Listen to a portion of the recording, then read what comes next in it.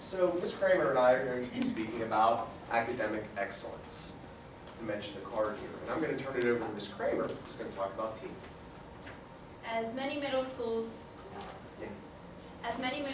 do, we do employ the teaming concept. Mr. Como mentioned earlier that we have 2 teams per grade level. The teams, we just refer to them simply as Team 1 and Team 2. The students I think I have 123 students right now, and I share those 123 students with 4 other core teachers. Each team consists of a science, social studies, language arts, reading, and mathematics teacher. What makes that unique is that our planning times are common. We share the same exact schedule. While we have our planning times, our students attend their specials or electives classes.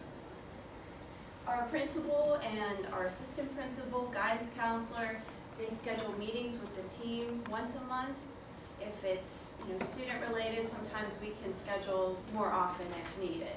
But typically, we meet with each other almost daily. One of the nice parts about our schedule is that for every grade level, there are 2 teachers for each core subject. So I have another 7th grade science counterpart.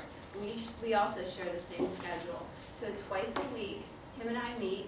We share our pacing to make sure that we're kind of on the same pace. We have totally different teaching styles, but yet we still meet to make sure that we're covering the same material. We also discuss some of the practices we do, and even if we have different teaching styles, sometimes I can learn something from him and he takes away something from my class and makes it his own. This is just an example of our scheduled meetings. We do dedicate ourselves to sticking to this schedule, and as you can see on Tuesdays and Thursdays, that's when I meet with my counterpart. What is also nice is that not only will the reading teachers meet together on that day, but this year we've also been, with the new Common Core implementation, we've had the reading and language arts teachers, all 4 of them, meeting on those Tuesdays and Thursdays. That's been very beneficial for them. On Mondays, Wednesdays, and Fridays, we meet as a core team. We also meet with a special ed teacher when necessary, but it's definitely once a week, if not more. One other interesting thing about the teaming schedule, having the same schedule, even if we don't meet with our team on Tuesdays and Thursdays, we still have lunch duty together, we have our actual lunch together, and we seem to run into each other at the copy room a lot. So we do have informal type meetings throughout those days where we typically aren't scheduled to meet. Go ahead. This is an example of our teacher schedule, and just to focus you on 2 different areas, this row right here across the top is what we call our team plan, and that's where I was showing you the schedule. On Mondays, Wednesdays, and Fridays, we meet as a core team. Tuesdays and Thursdays, we meet with our counterparts. At the end of the day, we also have what we call a personal plan, and that's where we typically get our lesson plans done for the next week. We find new resources. We take care of contacting parents when needed. And I love having the team plan and the personal plan. It's very helpful. Something, if you'll notice too, that we're going to get to, that we're pretty proud of, is what we call our activity period. That's been a work in progress, and that is a time when we have access to all students in the building, whether it's for remediation, support, or enrichment. So we're going to get to that because we're pretty proud of that. All right, so you're probably sitting there thinking, all right, that's great, you guys all get to meet together, but how do you get that buy-in? All right, because that's huge. How do you get the buy-in? And we get that through just a bunch of different activities that we do at the beginning of the year. Some team building activities. I know Mr. Como and I, when we feed the staff, it always seems to make them happy. So we always do that. But it's just about building that professional relationship, all right, and maintaining those high expectations. And our teachers rise to that occasion. In addition to just the teaming concept, though, we do a lot of collaboration, and we have our staff do a lot of collaboration with each other. So everything from revising curriculum, which we just are going through that whole process with Common Core, as I'm sure many of you are. We always encourage, and many of the teams do different interdisciplinary projects, whether it's across team or within team. We'll talk about our school-wide units in a little bit here. That's where the whole school focuses on a topic. And we have charity related to it, we have field trips related to it as well. We're also organized by departments, and they meet monthly. They work on curriculum as well, that vertical alignment. They set goals for the department. And you may have noticed data analysis throughout each of these. And that's key, that's big. We use EdInsight, I'm not sure maybe what you guys use for your data tools, but our staff has been trained on it, and it took a little bit of time, but everyone is fully bought into it now in realizing the importance of how you can use data to help the kids, all right? How you can use that data to provide that support or that enrichment. As an example of one of our cross-curricular programs that we recently did, we focused on popcorn as our key idea. And the kids put together a little video explaining what they did in every class. We did submit our idea that we came, what was it, a grant contest? Yeah. And the school did win money for the popcorn unit that we're about to showcase. So before we play the video, just to recap, there was a grant up to $1,000. All right, it was from a popcorn manufacturer, I believe Miss McCauley or something like that. And all right, how can you take popcorn? We challenged our kids, we challenged our staff. How can you take something as simple as popcorn and relate it to school and tie everything in together, right? Using all the different subjects. So afterwards, all right, the students created this video after they went through the units and the different classes and everything. They're going to explain it to you. We did submit it and we did win. So, Mr. Brother? Participating in hands-on activities. We also like to apply our learning to everyday life. The family consumer science and health teachers combine forces with math, art, social studies, language arts, and computer teachers to promote healthy snacking with popcorn. In family consumer science, we created healthy recipes out of popcorn. Social studies, we researched the history of popcorn. In math class, we calculated ratios using microwave popcorn. Used popcorn as a theme for computer programs. Created works of art with popcorn.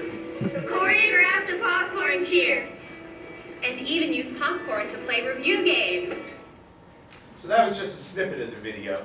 But you can see something as simple as popcorn, how we're able to relate that to the student. In addition, we have a bunch of committees, everything from our transition committees, which if you're in a middle school, I'm sure you have those as well, the 5th to 6th grade transition, and then obviously the 8th and 9th grade transition. So we have staff, community members, parents that work on those as well. We have a student assistance program, or our SAP team. We do have an anti-bullying program. We use the OBEIS program.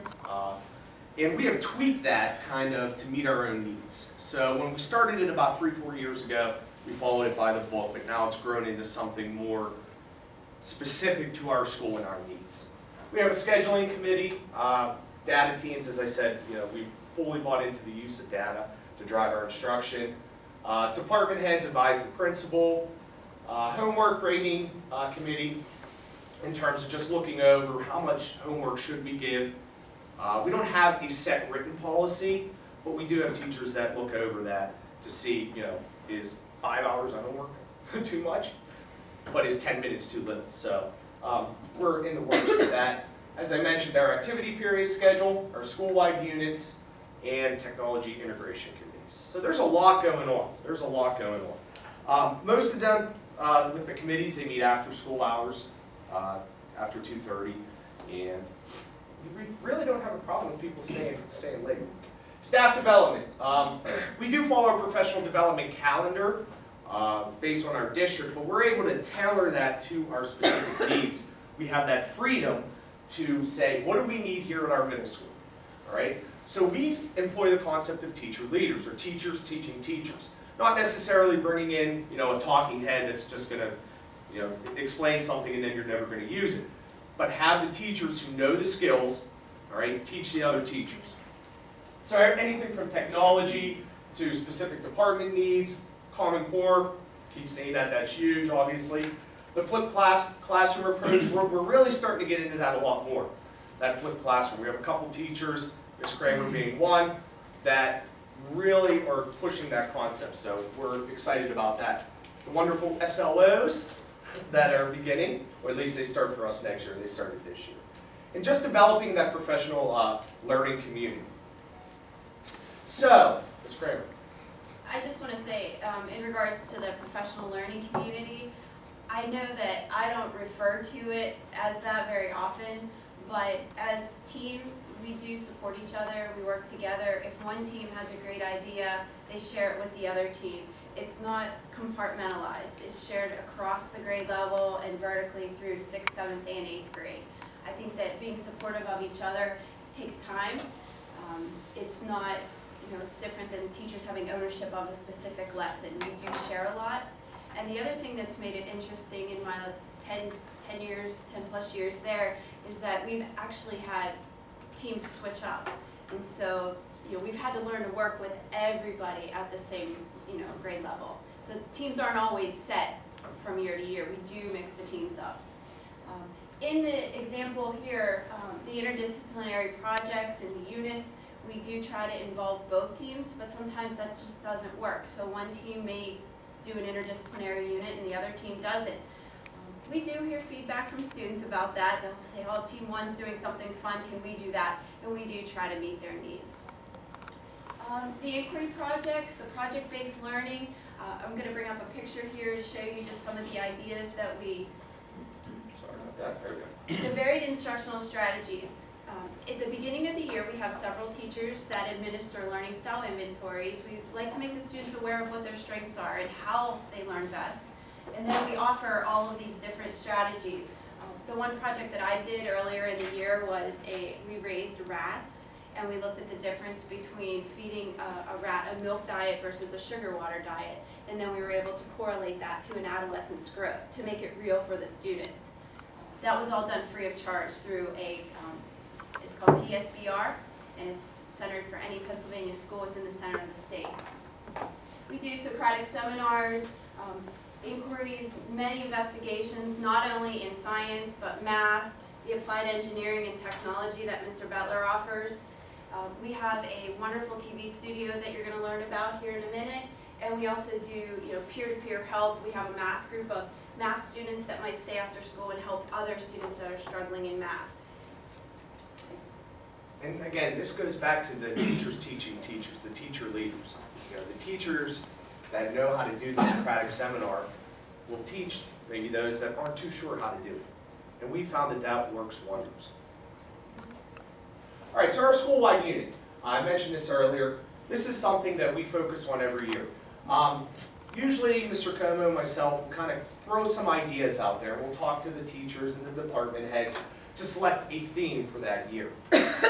We always then have the reading department come in and focus a text based around that theme.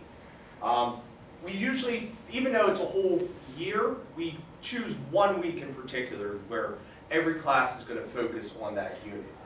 We always have a charity tied into the school-wide unit. So for example, last year, I don't want to say, we did Olympics, all right?